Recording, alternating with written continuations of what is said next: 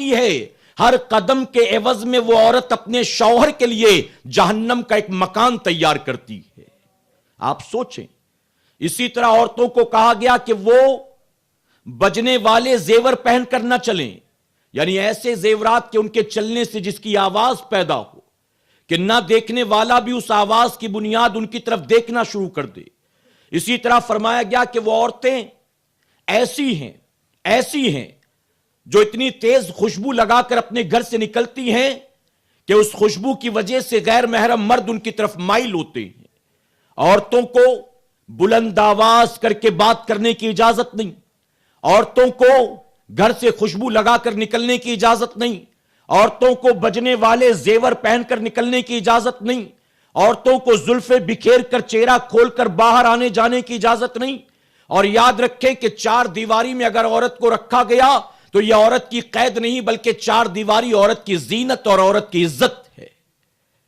باہر کے کاموں کی ذمہ داری مرد کی ہے، عورت کی تمام ذمہ داریاں گھر کی چار دیواری میں محدود۔ ضروریات زندگی فراہم کرنا یہ کام ہے شوہر کا، اور بیوی کا کام ہے نئی نسل کی تربیت کرنا، بیوی کا کام ہے اپنی اولاد کی تربیت، ان کی پرورش کرنا۔ میرے پیارے آقا علیہ الصلوۃ والتسلیم کے پیروانوں، خاتون جنت حضرت فاطمہ الزہرا رضی اللہ عنہا کی کنیزوں، ایک صحابی رسول بیان فرماتے ہیں میں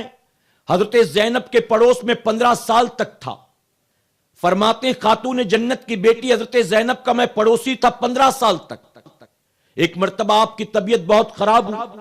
آپ کے شوہر نے کہا کہ چلو زینب تمہیں دوا دلا لاؤں۔ وہ صحابی بیان فرماتے ہیں کہ 15 سالوں میں بن دوپٹے بن حجاب کے حضرت زینب کو دیکھنا تو درکنار، میں نے کبھی گھر کے دروازے سے باہر ان کو دوپٹے اور حجاب سے بھی نکلتا ہوا نہیں دیکھا۔ حضرت زینب کی طبیعت خراب، ان کے شوہر نے کہا چلو میں تمہیں دوا دلوا لاؤں، تو کہتی ہے کہ آپ جائیں ڈاکٹر کو بیماری بتا کر دوا لے آئیں، میں آپ کے ساتھ نہیں آؤں۔ شوہر نے کہا کہ زینب شریعت نے اجازت دی ہے، ایسے حالات میں طبیب کے پاس جانے کی اجازت ہے، چلو میں تمہیں دوا دلوا دوں۔ حضرت زینب کہتی میں جانتی ہوں کہ شریعت نے اجازت تو دی ہے، لیکن میں یہ بھول نہیں سکتی کہ میں خاتون جنت کی بیٹی ہوں، میں خاتون جنت کی بیٹی ہوں، میں نہیں بھول سکتی۔ ان کے شوہر نے کہا زینب دوا نہیں لوگی، اگر کچھ ہو گیا تو میں لوگوں کو کیا جواب دوں گا؟ تو حضرت زینب اپنے شوہر سے کہتی کہ آپ مطمئن رہیں، آپ پریشان نہ ہو، اگر اس بیماری کی وجہ سے رب نے میری موت نہیں لکھی تو دوا نہ بھی لائیں تو بھی مجھے کچھ نہیں ہوگا، اور اگر اسی بیماری کی بنیاد اللہ نے میرے مقدر میں موت لکھا ہے تو آپ نہیں میں بھی دوا لے آؤں تو بھی مجھے موت سے کوئی بچا نہیں سکتا ہے۔ آپ سوچیں، شریعت نے اجازت دی کہ دوا لے سکتی ہیں، لیکن کہا نہیں، میں کسی غیر محرم ڈاکٹر کو یہ بھی نہیں بتا سکتی کہ میری طبیعت خراب ہے۔ آج ہماری ماں بہنوں اور بچوں کا حال کیا؟ کیبل والا جب آتا ہے مہینے میں ایک بار پیسہ لینے کے لیے تو دیکھیں کیسے گفتگو کرتی ہے مسکرا مسکرا کر۔ مسجد سے چندہ لینے کے لیے آ جائیں تو کہتے شوہر گھر پر نہیں ہے، 2 دن کے بعد آئیے گا، اور کیبل والا آ جائے تو آن ٹائم اس کا پیمنٹ شوہر سے پہلے کہہ کے رکھتی کہ 20 تاریخ کو کیبل والا آتا پیسہ دے دو، ورنہ وہ کیبل کٹ کر دے گا یا ریچارج نہیں کرے گا تو بہت پرابلم ہو جائے گا۔ مسجد والے مہینے میں ایک بار آئے تو ان کے لیے کوئی ڈیمانڈ نہیں، ان کے لیے کوئی انتظام نہیں۔ اسی طرح سے وہ وین والا جو بچوں کو اسکول لاتا لے جاتا ہے، دیکھیں کیسے مسکرا کر اس سے گفتگو کرتی۔ ٹیلر کے سامنے آپ دیکھیں ٹیلر سے کس انداز میں گفتگو کرتی،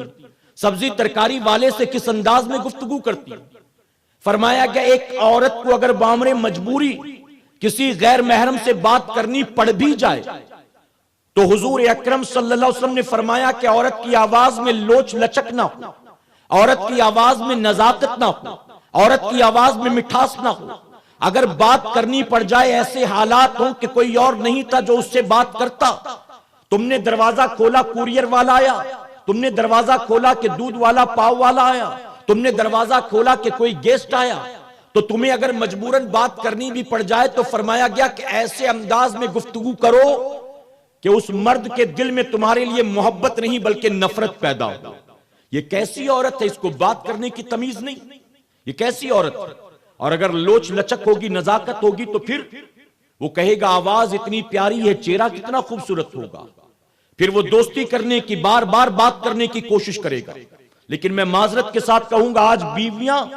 اپنے شوہروں سے شاید اتنا مسکرا کر باتیں نہیں کرتی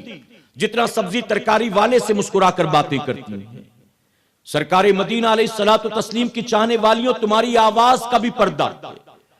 تمہارے چہرے کا بھی پردہ ہے، تمہارے جسم کا بھی پردہ ہے۔ تم چلو زمین پر تو پیر پٹک کر چلنے کی اجازت نہیں، ہوا میں ہاتھ ہلا ہلا کر گفتگو کرنے کی اجازت نہیں۔ آپ دیکھو صحابیات جن کی نانی مسلمان نہیں تھی، جن کی مائیں مسلمان نہیں تھی، جن کی خالہ اور ممانی مسلمان نہیں تھی، کلمہ پڑھنے کے بعد،